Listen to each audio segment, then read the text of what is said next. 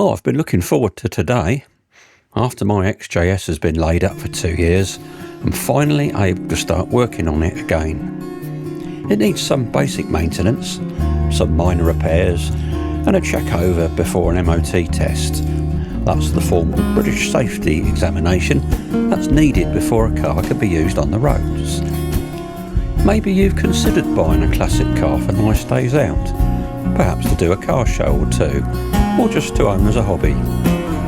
Perhaps you've considered a Morris Minor or an Austin Mini. Something not too expensive, not too complicated and British. I doubt you've considered an XJ-S. Surely the car that superseded the iconic E-Type, the, at the time, most expensive Jaguar available, and must be vastly complicated. Well, not really. This 3.6 from 1988 is definitely maintainable by a home enthusiast. So we'll go over to the shed, have a look, and I'll explain what needs doing. While I'm at the notice board, I'll just see if there's anything happening locally that I should be aware of. No, everything's fine.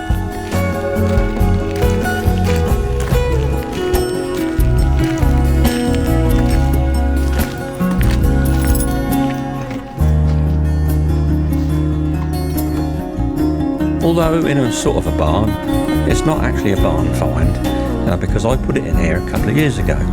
Yeah, other things in life just took over for a while. Right, so what are we going to do with this XJ-S?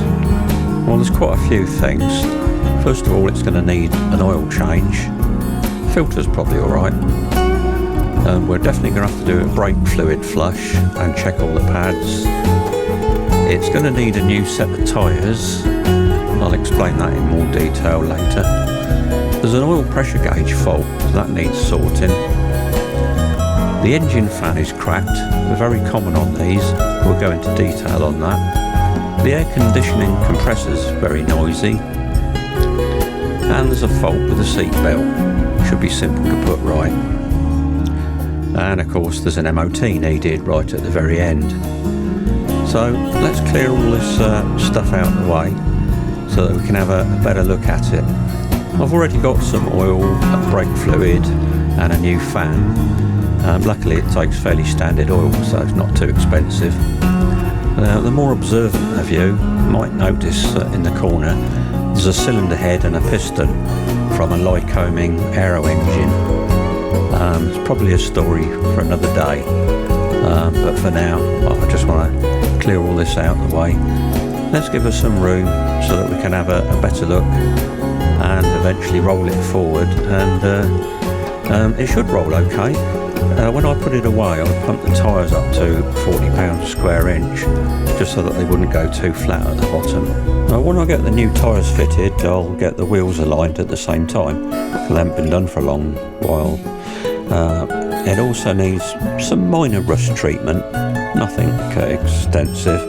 But it does need a damn good wash and polish after standing here for so long. Probably should explain, I've actually owned this for 28 years and it's taken me all over the country, from Land's End to John O'Groats, all through the Outer Hebrides and just about everywhere in between. So it's a car I know very well. Right, enough of all this nostalgia. Let's get it rolled forward where there's a little bit more space and get to work.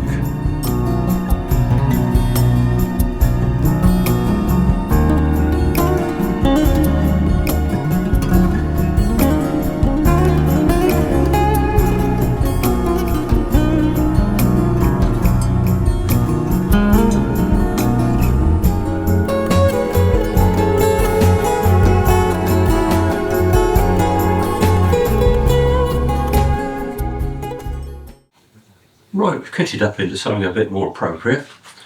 So let's get the bonnet open and have a look, see where this fan is.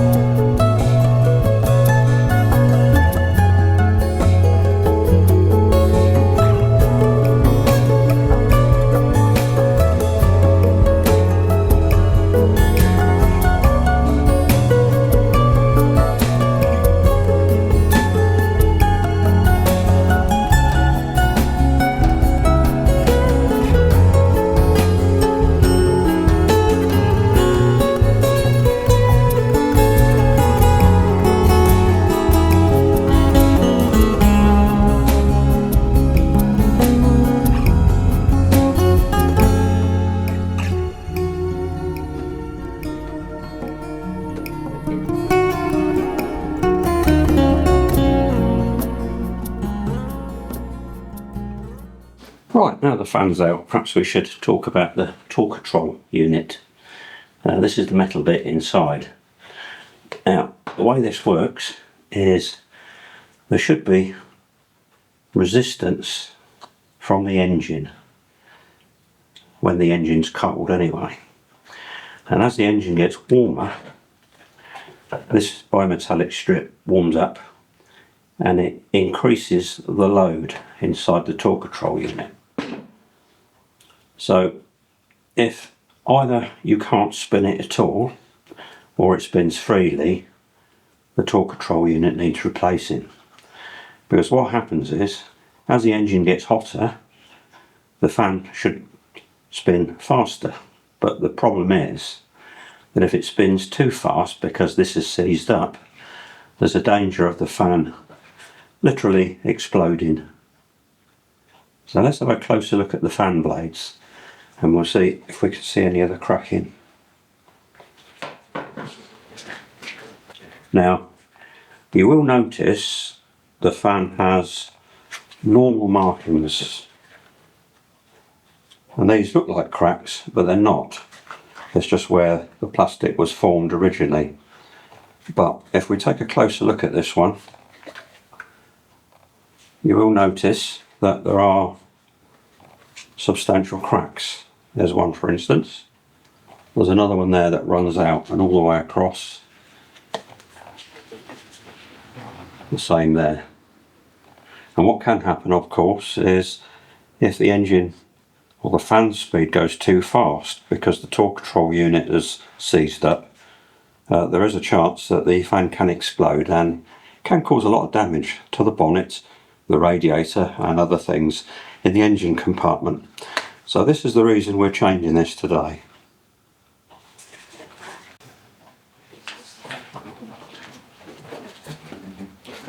Okay, so here we have a replacement one. Now this one is cream coloured.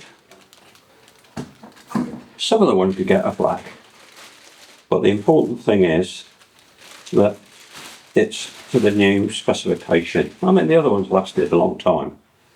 And as you can see, this one's got mould marks, completely normal, but no evidence of cracking, which is what you'd expect of a new one.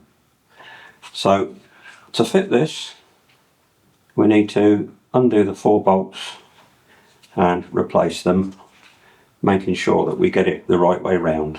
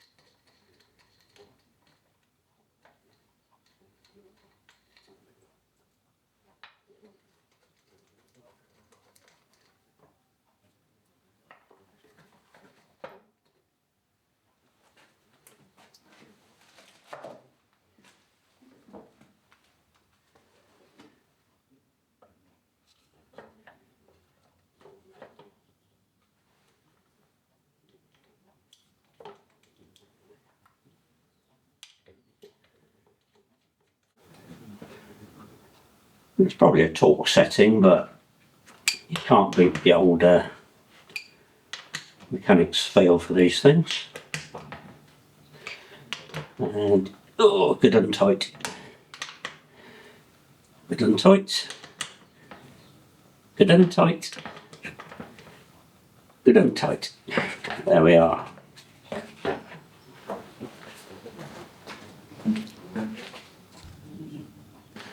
Right, well, we took the air cleaner off to get the fan off, but while it's off, part of the service is to check and or replace the air filter anyway. So we'll have a quick look. I don't expect it to be too bad, but you never know. And there it comes out. And you can see it's it's not had much. It's not had many miles on it. A few bits and pieces in it, but to be quite honest, that will go again with the mileage I do, which is very low. Oh, a bit of loose rubber in there on that. Get rid of that. Probably a pattern part, I expect. Anyway, there we go. Right, housing's clean, so we can just simply put this back together.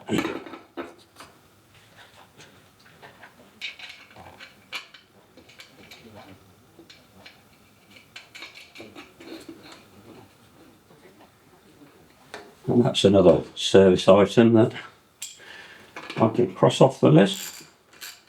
And this really only needs to be just over finger tight, really. There we go. Right, well that went in a lot easier than it came out. Just make sure that it's not touching anywhere. There's no reason why the fan should be a different size to the old one, but I have heard of people replacing it and then finding it's touching somewhere. Bear in mind that the engine can rock a little, shouldn't rock much, but you certainly don't want it rubbing. If it's rubbing, you can move the shroud a bit, but please don't grind anything off of the individual blades because it's balanced already, and if you take any material away it will be out of balance and you'll have all sorts of problems.